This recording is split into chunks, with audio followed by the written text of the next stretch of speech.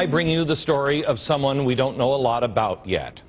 He's a guy who started a software company in California. Apparently he worked hard on it until his business went out of business.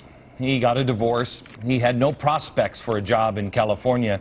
He originally, we think at this point, started his life in New York, but then moved to California. When that went south, he went and lived in Texas.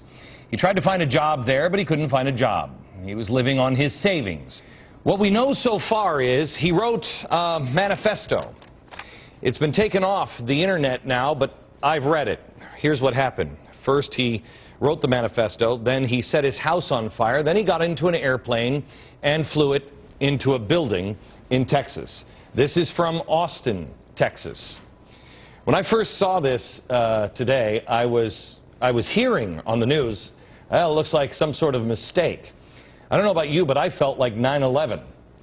I still feel like 9/11. I feared it wasn't a mistake. And then I found out that it was a building that at least shared an address with the IRS. Well, it looks like that's what it was. But here's the point. At this point, I have no idea, we don't have a picture of him yet, I have no idea if he's left or right. I don't know. Is he a communist or a radical constitutionalist? Here's the point. It doesn't matter. The guy is a killer.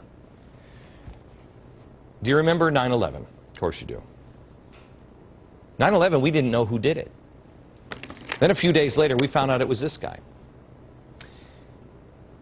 Then about probably, 9/20, we started seeing people on television saying, yeah, well, I don't agree with his tactics, but I do see his point.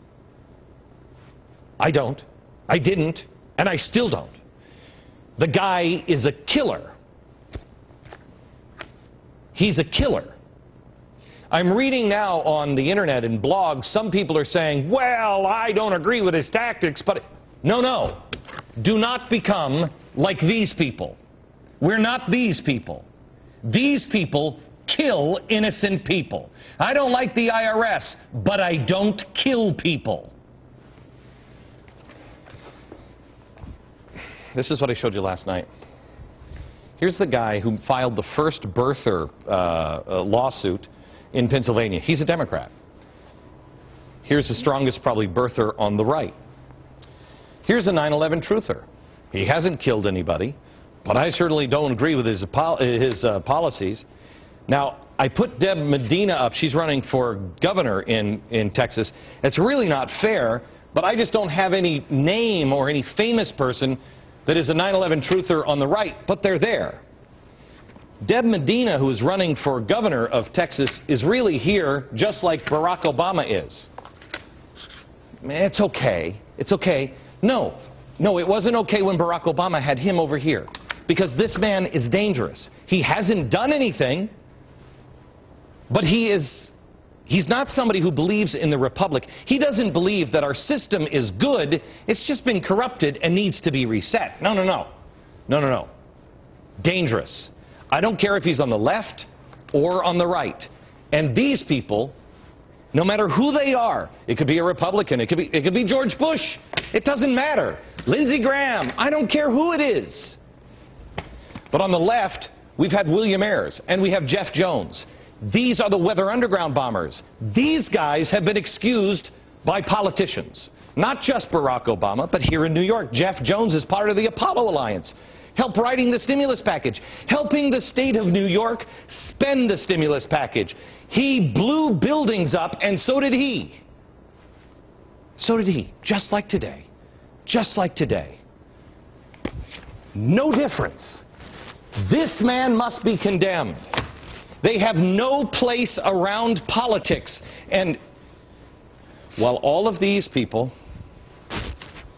will excuse, because it's fuel, they'll just excuse radicals because, I don't really listen to them. And besides, they really believe it. They get out and they really make a difference.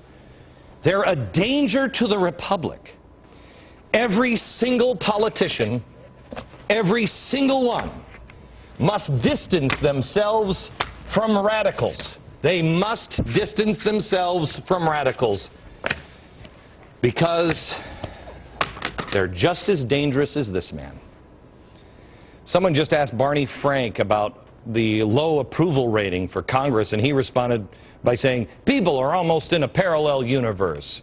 They're not getting a common set of facts, and most people, they talk to other people, and it's just the people that agree with them. You got to be kidding me, Barney Frank. What are you, living on the moon? Barney, most people do agree, because we can all see that the economy stinks on ice. And here in our universe, 87% of Americans are concerned about the debt and the budget deficit. You know, it was only 6% that thought the stimulus was working. Then there's this study. Where is it? Here it is. This study. I just started reading it this morning. It came out from the Pew Research Center. This is an independent group. They even say that even if we come out of the recession, a debt-driven crisis will almost certainly happen, and that within 12 years, the largest item in the federal budget will be interest payments on the national debt. I don't know a universe, Barney Frank, where that works, but not in this one. But our politicians continue to play the same games. The president just signed an executive order today to basically create a study for the economy. Why do it? You know what's wrong with the economy? Are we spending too much? Yeah. I mean, you got it? I mean, I think we're all good. I don't think we need another study group. Everyone knows that what we're doing in Washington is spending too much money. Everyone except them, it seems. Although I suspect they do know it. They just don't have the courage of their convictions to tell the American people at best, or are using Cloward and Piven to fundamentally transform us at worst. This poster, it actually used to say hope, and the original one was done by a Shepard Fairey that said hope. Now there's anger. And I was telling you about the White House is saying now that they're going to replace, they're going to try to tap into that anger. Why would you do that instead of tapping into hope? Why didn't the hope thing turn out? Why is it now anger? I'm painting a series of, 3 series of paintings. I've got one of them here behind, a copy of it behind this one, and I'll show it to you in a second. I'm painting it for something that I'm doing. It's a tour around the country called the American Revival. And it's about faith, hope, and charity. And so I was thinking about hope. And this poster, hope. Why is it anger now? Because we were promised hope, and hope doesn't come from anything other than truth. And as I was thinking about that, I thought, you know, that's why this seems so wrong, because there is no transparency. That's why it worked. But now why it is anger, because there is no real transparency. What he promised was a lie. That's false hope. Real hope comes from somebody like this, that is known for the truth.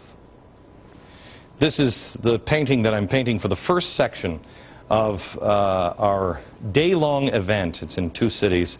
First one's in March 27th at the UCF Arena in Orlando.